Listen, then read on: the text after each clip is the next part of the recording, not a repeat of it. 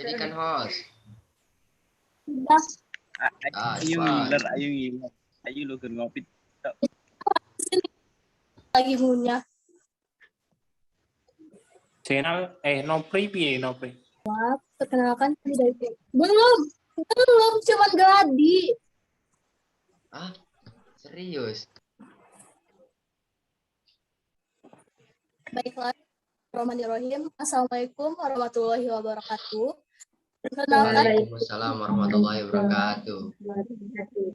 perkenalkan kami dari kelompok D ingin mempresentasikan hasil sejarah dengan dosen pengampu Ibu Rista Aldila Syafri SEMM. Baiklah, sebelum memulai diskusi, izinkan saya memperkenalkan anggota kelompok D terlebih dahulu. Yang pertama ada Prasetyo Nur Hidayat sebagai ketua. Yang kedua ada Dara Puspita, yaitu saya sendiri sebagai moderator. Selanjutnya ada Dwi Ayu Wijayanti, Tri Rahayu, Jainal Abidin, dan Noprian Gintara. Baiklah, tanpa menjauh waktu lagi, saya ingin mempresentasikan tentang Pancasila dalam arus sejarah. Yang pertama ada poin pertama, itu menelusuri konsep dan urgensi Pancasila dalam arus sejarah bangsa Indonesia yang akan dipresentasikan oleh saya sendiri dan Jainal Abidin.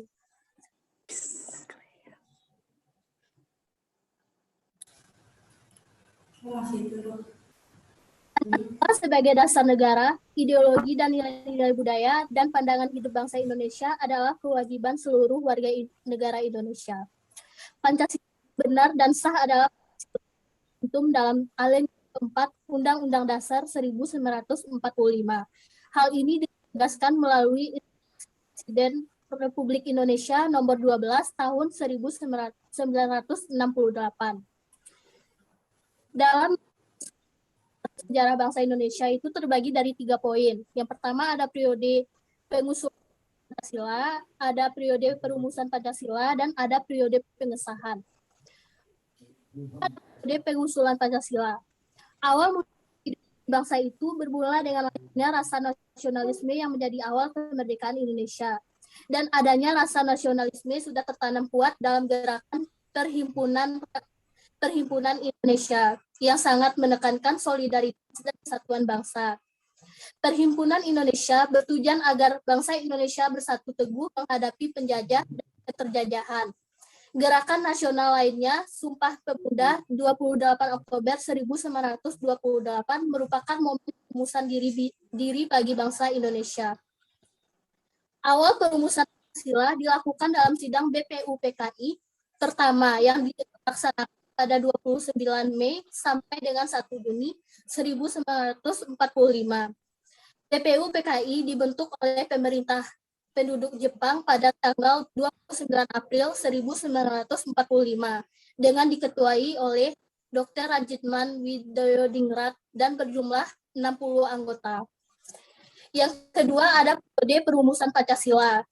Pada akhir persidangan pertama BPUPKI, rumusan dasar negara Indonesia belum ada kata sepakat. Oleh karena itu, BPUPKI membentuk panitia perumus dasar negara, di mana yang beranggotakan 9 orang yang biasa kita sebut panitia 9. Pada tanggal 22 Juni 1945, diadakan rapat gabungan antara panitia kecil dengan para anggota BPUPKI yang berdomisili di Jakarta.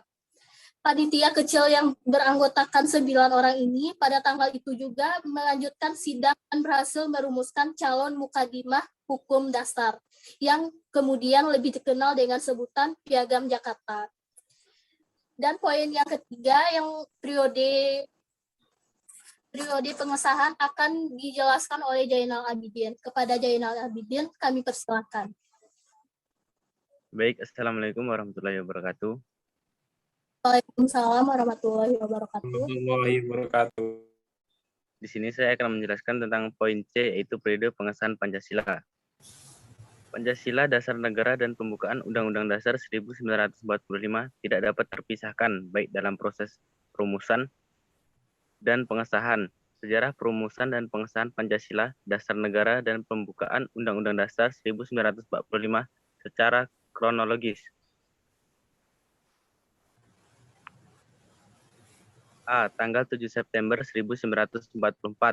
Proses perumusan dan pengesahan Pancasila dan pembukaan Undang-Undang Dasar 1945 dimulai sejak Indonesia masih dijajah oleh Jepang. Terlihat dalam siding Badan Penyelidik. Latar belakang dibentuknya Badan Penyelidik Jepang menderita kekalahan, tekanan, dan serangan dari pihak sekutu. Adanya tuntutan dan desakan dari para pemimpin bangsa kepada bala tentara Jepang agar segera memerdekakan Indonesia atau setidaknya diambil tindakan. Pada tanggal 7 September 1944, Jepang mengeluarkan janji kemerdekaan Indonesia di kemudian hari yang direncanakan pada tanggal 24 Agustus 1945. 2. Tanggal 29 April 1943.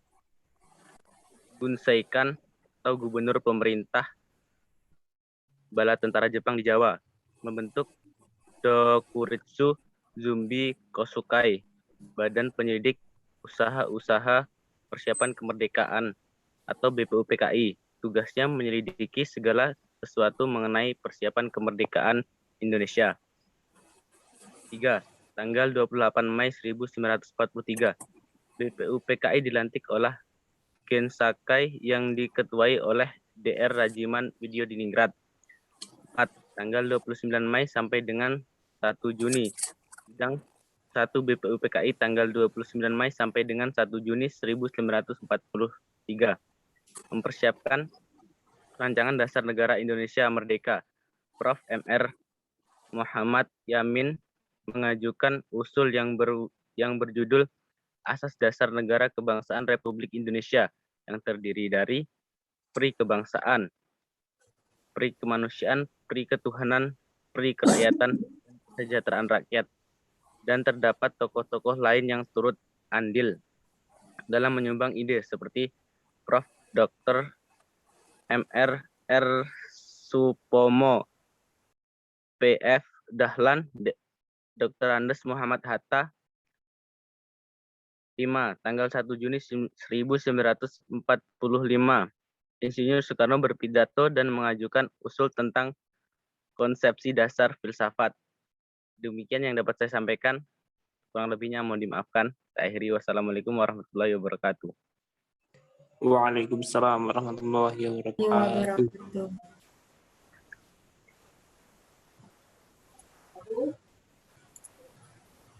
Baiklah, poin kedua ada Share screen-nya ini nggak nampak, dan moderator. Share screen.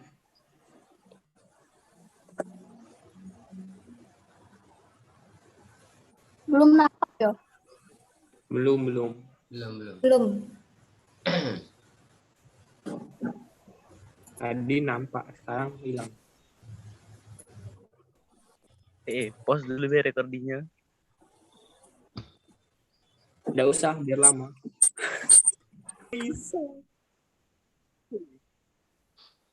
Baiklah, poin kedua ada menanya alasan kajian sejarah bangsa Indonesia yang akan dijelaskan oleh Endang Trirahayu. Kepada Endang kami persilakan. Terima kasih kepada moderator. Assalamualaikum warahmatullahi wabarakatuh. Waalaikumsalam warahmatullahi wabarakatuh. Di sini saya akan menanyakan alasan diperlukannya Pancasila dalam kajian sejarah bangsa Indonesia. A. Pancasila sebagai identitas bangsa Indonesia budaya dapat membentuk identitas suatu bangsa melalui proses inkulturasi dan alkulturasi. Pancasila sebagai identitas bangsa Indonesia merupakan konsekuensi dari proses inkulturasi dan alkulturasi tersebut. B. Pancasila sebagai kepribadian bangsa Indonesia. Pancasila disebut juga sebagai kepribadian bangsa Indonesia, artinya nilai-nilai ketuhanan, kemanusiaan, persatuan, kerakyatan, dan keadilan diwujudkan dalam sikap mental dan tingkah laku serta amal perbuatan. Kepribadian itu mengacu pada sesuatu yang unik dan khas karena tidak ada pribadi yang benar-benar sama. Setiap pribadi mencerminkan keadaan atau halnya sendiri. C. Pancasila sebagai pandangan hidup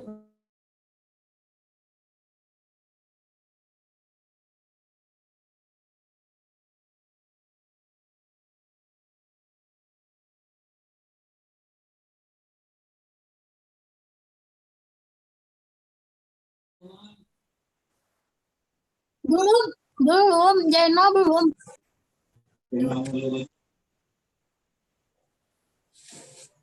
Baik. Kedua yaitu menanya alasan diterapkannya Pancasila dalam kajian sejarah bangsa Indonesia yang akan Endang Tri Rahayu. Kepada Endang kami persilakan. Terima kasih kepada moderator. Assalamualaikum warahmatullahi wabarakatuh. Waalaikumsalam warahmatullahi wabarakatuh. Di sini saya akan menanyakan alasan diperlukannya Pancasila dalam kajian sejarah bangsa Indonesia.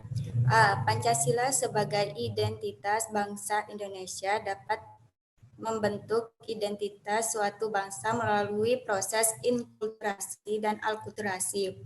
Pancasila sebagai identitas bangsa Indonesia merupakan konsekuensi dari proses inkulturasi dan alkulturasi tersebut. B. Pancasila sebagai kepribadian bangsa Indonesia disebut juga sebagai kepribadian bangsa Indonesia, artinya nilai-nilai ketuhanan, kemanusiaan, persatuan, kerakyatan, dan keadilan diwujudkan dalam sikap mental dan tingkah laku serta amal perbuatan. Kepribadian itu mengacu pada sesuatu yang unik dan khas karena tidak ada pribadi yang benar-benar sama. Setiap pribadi mencerminkan keadaan atau halnya sendiri.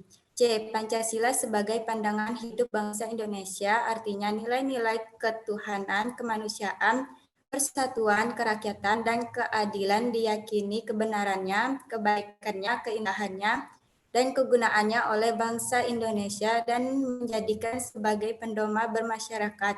Pancasila sebagai pandangan hidup berarti nilai-nilai Pancasila melekat dalam kehidupan masyarakat dan dijadikan norma dalam bersikap dan bertindak. D. Pancasila sebagai jiwa bangsa. Pancasila lahir bersama dengan lahirnya bangsa Indonesia.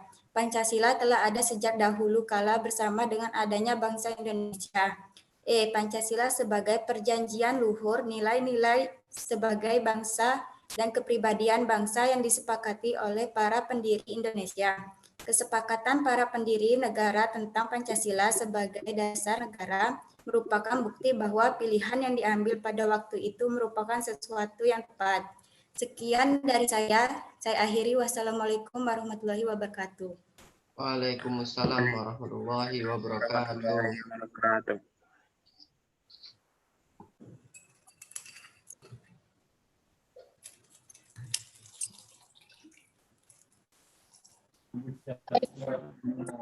Rahayu yang telah menjelaskan poin nomor 2. Yang ketiga ada poin menggali sumber historis, sosiologis, politis tentang kajian sejarah bangsa Indonesia yang akan disampaikan oleh Dwi Ayu Wijayanti. Kepada Dwi Ayu kami persilakan. Baik, terima kasih kepada moderator atas kesempatannya. Saya akan membahas tentang menggali sumber historis, sosiologis, politis tentang Pancasila dalam kajian sejarah bangsa Indonesia. Yang pertama ada sumber historis Pancasila. Nilai-nilai Pancasila sudah ada dalam adat istiadat, kebudayaan, agama yang berkembang dalam kehidupan bangsa Indonesia sejak zaman kerajaan dahulu. Misalnya, sila ketuhanan sudah ada pada zaman dahulu, meskipun dalam praktek pemujaan yang beraneka ragam. Tetapi pengakuan tentang adanya Tuhan sudah diakui. Dalam Encyclopedia of Philosophy sendiri, disebutkan beberapa unsur yang ada dalam agama, seperti kepercayaan kepada kekuatan supranatural, perbedaan antara sakral dan profan, tindakan ritual pada objek sakral, dan yang kedua ada sumber sosiologis Pancasila. Nilai-nilai Pancasila seperti ketuhanan, kemanusiaan, persatuan, kerakyatan, dan keadilan secara sosiologis telah ada dalam masyarakat Indonesia sejak dahulu hingga sekarang. Salah satu nilai yang dapat ditemukan dalam masyarakat Indonesia sejak zaman dahulu hingga sekarang adalah nilai gotong royong. Misalnya dapat dilihat bahwa kebiasaan bergotong royong, baik berupa saling membantu antar tetangga maupun kerjasama keperluan umum, kegiatan gotong royong dilakukan dengan semangat kekeluargaan sebagai cerminan dari sila keadilan sosial. Yang ketiga ada sumber politis Pancasila. Sebagaimana diketahui bahwa nilai-nilai dasar yang terkandung dalam Pancasila bersumber dan digali dari lokal wisdom, budaya, dan pengalaman bangsa Indonesia, termasuk pengalaman dalam berhubungan dengan bangsa-bangsa lain. Nilai-nilai Pancasila misalnya, nilai kerakyatan, dapat ditemukan pada suasana kehidupan pedesaan, yang pola kehidupan bersama yang bersatu dan demokratis, yang dijiwai oleh semangat kekeluargaan sebagaimana tercermin dalam sila keempat Pancasila. Kerakyatan yang dipimpin oleh hikmat, kebijaksanaan dalam permusyawaratan perwakilan. Semangat seperti ini diperlukan dalam mengambil keputusan yang mencerminkan permusyawaratan.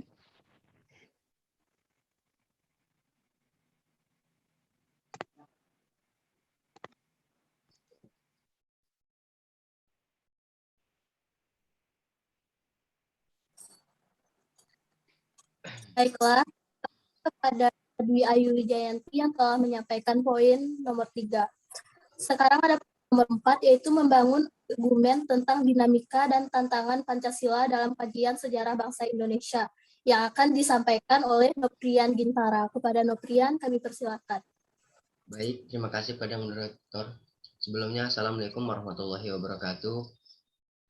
Waalaikumsalam warahmatullahi wabarakatuh. Argumen tentang dinamika Pancasila menurut sejarah. Bisa kita lihat pada awal kemerdekaan, yang mana awal lahirnya Pancasila sebagai dasar dan ideologi bangsa Indonesia hasil dari kesepakatan politik bersama.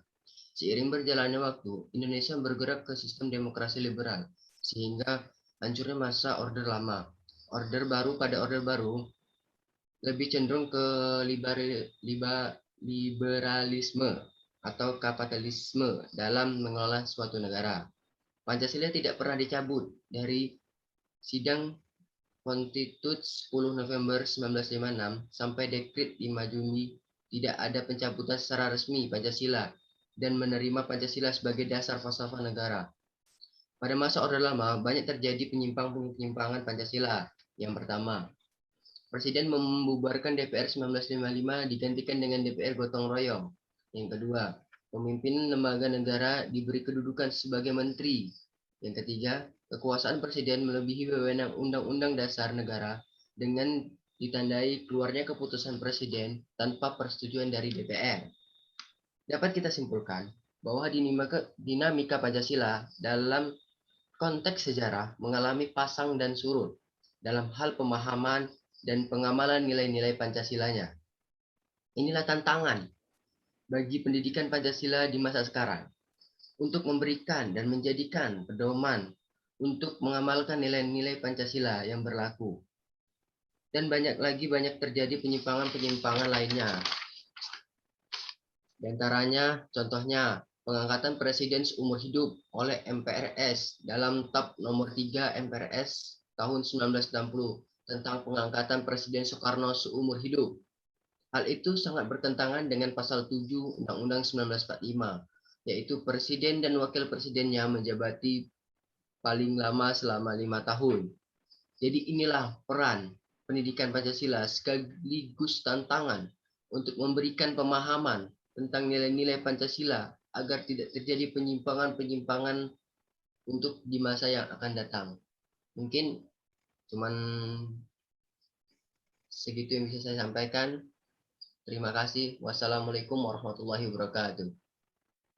Waalaikumsalam. Waalaikumsalam warahmatullahi wabarakatuh.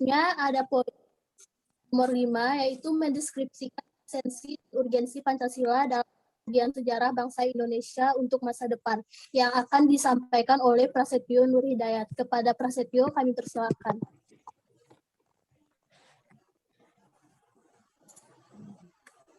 Baik, terima kasih atas waktunya moderator. Sebelumnya, bismillahirrahmanirrahim. Assalamualaikum warahmatullahi wabarakatuh. Waalaikumsalam warahmatullahi wabarakatuh. Baik, di sini saya akan menjelaskan tentang mendeskripsikan esensi dan urgensi Pancasila dalam kajian sejarah bangsa untuk masa depan. Yang pertama, esensi Pancasila dalam kajian sejarah bangsa untuk masa depan. Pada hakikatnya, Pancasila merupakan filosofis Grundschluck dan Waldenskog. Pancasila dikatakan sebagai dasar filsafat negara atau filosofis Grundschluck karena mengandung unsur-unsur sebagai berikut. Yang pertama adalah alasan filosofisnya berdirinya suatu negara. Yang kedua, setiap produk hukum Indonesia harus berdasarkan nilai-nilai Pancasila, seperti undang-undang, perpu, perpres, kepres, dan lain sebagainya. Selanjutnya, Pancasila sebagai pandangan hidup bangsa, Waldenskog, mengandung unsur sebagai berikut. Mengandung nilai-nilai agama, mengandung nilai-nilai budaya, dan mengandung nilai-nilai adat istiadat. Yang kedua, urgensi. Urgensi Pancasila dalam kajian sejarah bangsa untuk masa depan. Dalam hal ini didasari dari hasil survei yang dilakukan Kompas yang dirilis pada 1 Juni 2008, yang menunjukkan bahwa pengetahuan akan Pancasila merosot tajam, yaitu sekitar 48,4% responden berusia 17 sampai 29 tahun tidak dapat menyebutkan sila-sila Pancasila secara benar dan lengkap. Bisa kita bayangkan, umur 17 sampai 29 tahun itu adalah masa-masa emasnya seorang pemuda-pemudi Indonesia untuk membangun negeri ini. Selanjutnya, dari hasil survei yang didapat, sebanyak 42,7% salah menyebutkan sila-sila Pancasila. Lebih parah lagi, 60% responden dengan umur 46 tahun ke atas salah menyebutkan sila-sila Pancasila. Urgensi atau pentingnya Pancasila dalam sejarah Indonesia dikarenakan sebagai berikut. Yang pertama, pengidentikan Pancasila dengan ideologi lain. Yang kedua, penyalahgunaan Pancasila sebagai alat justifikasi kekuatan rezim tertentu. Dan yang ketiga, pemahaman nilai Pancasila dalam kehidupan berbangsa dan bernegara.